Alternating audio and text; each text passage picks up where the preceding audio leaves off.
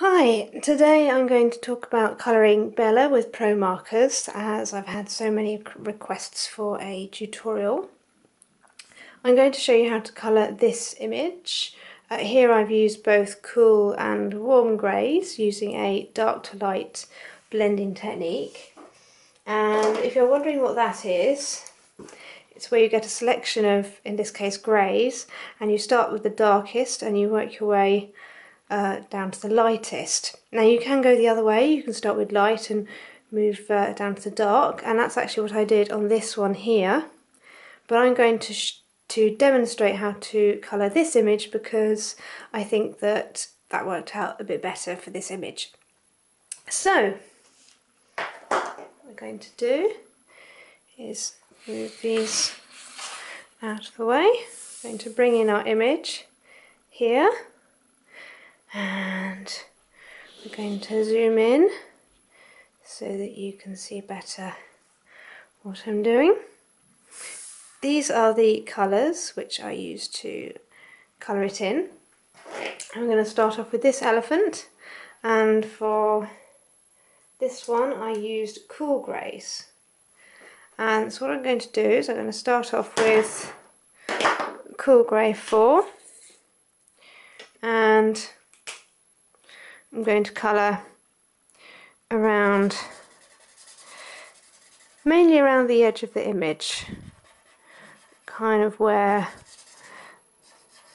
I kind of find that going around the edge of the image ends up giving you a bit more definition, but also I also go to anywhere where I think there's shading. So anywhere I think that it's dark. So yeah, around the edge with the darkest colour. And then we're going to take the middle colour, which is a cool grey, and I'm going to overlap with the darkest colour. And this is what will give you that shaded, blended look. If it doesn't shade quite enough, then you can go over it some more. And finally, I'm going to get my cool grey one. I'm going to go over all the remaining area. Again, if it doesn't blend quite enough, then do it a little bit more. There we go. And that should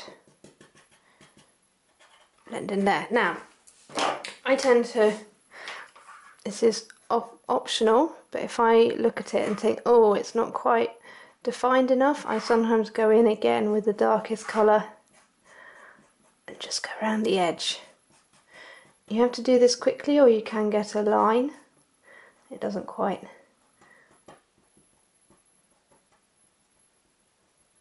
So yeah, so often I actually end up doing the blending twice, but you don't have to do this. Only if you want to. So then I might take my cool grey and just blend that in again if it needs it. Again, this is optional. And again, if necessary, this is cool grey 1. There we go. I should say that I've done the head only first because it's best to work quickly when you're blending, so I tend to do the head first and then move on to the rest of the body. So I'm starting again with the cool grey 4, adding a band of colour along the bottom of the arm, around the body. Again, this is where I think it will be in shade, and the legs, and then just around the toes. That'll do. Right, cool grey 3 is next.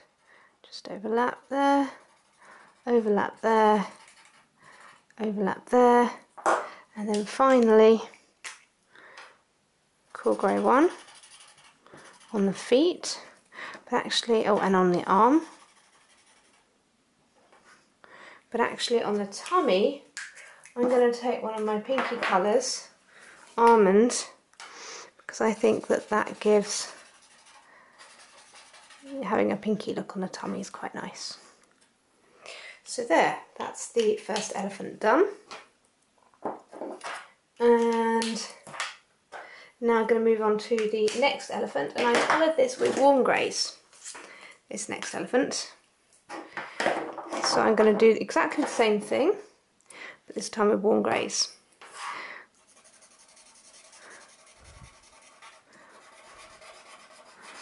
A large band of colour around the head, around the side.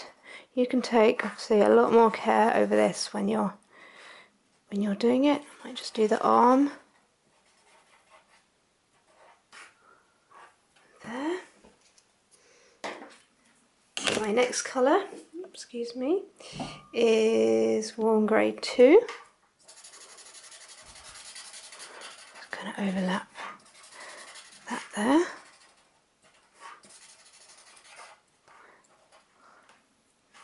Mustn't forget the bottom of the ear. And then finally, warm grey 1. I'm going to go over. You see this lighter colour, what it's doing is it's actually pushing the darker colours further into the card so you can't see them anymore. That's how this technique works. And what I actually didn't do so far, which I should do quickly while the ink is still wet, is I need to add the blush on the cheeks. I'm going to take pale pink here, a little bit of blush here, and then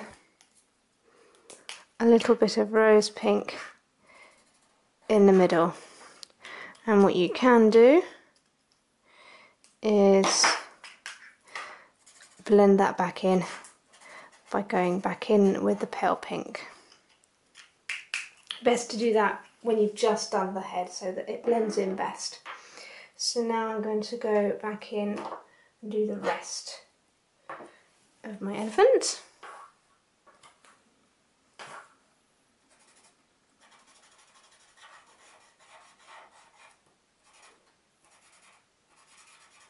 This is my warm grey 4. Next my warm grey 2. And finally my warm grey 1.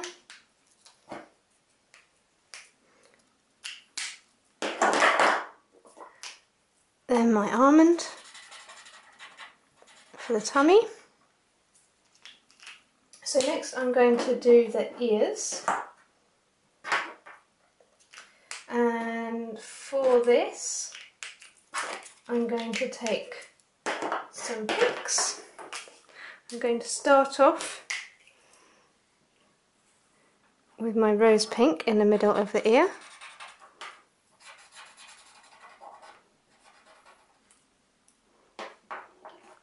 And then I'm going to blend it with pastel pink on top. And then finally almond at the very edge to blend that together. Now next thing I'm going to do, I'll just add a bit of colour to the nails. I don't bother blending with the smallest areas, or at least you don't have to, because you know they're quite small. You get the best effects by blending the larger areas. Now for the rose, I'm going to take my a darker colour, which is a maroon. I'm going to go over pretty much the whole rose. You can leave a few bits. And then I'm going to take my rose pink and I'm going to go over the bits where I think they're going to be lighter. And what this pink will hopefully be doing eventually is pushing some of that maroon further into the card so I can create a highlight. And if that's not quite enough, then do it again with a paler pink. Bear in mind it will take a little bit of time for this to show through, so it's quite a good idea to do a bit and then wait, and then hopefully by the time you've coloured in something else it'll start to look more like what you want it to. So next I'm going to do the hearts, same thing, going to colour them in maroon first.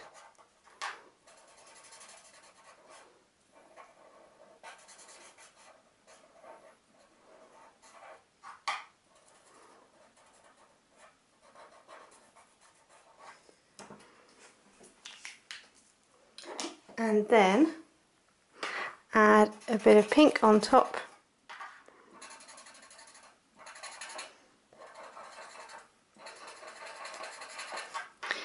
Eventually that will push through and you'll start to see the highlighting. I kind of find that going light on top of dark tends to give a bit of a grainy, slightly sort of grainy texture to it, which is why it can in some cases look a bit better than light to dark. So it is personal preference. There we go, you can start to see it starting to come through now.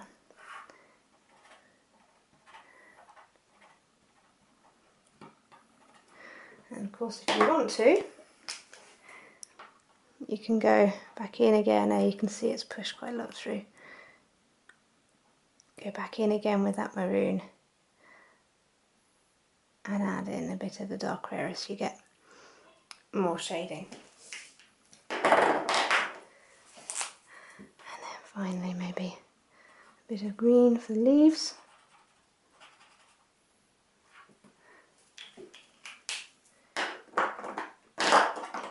And you can pick whatever colour obviously for the base.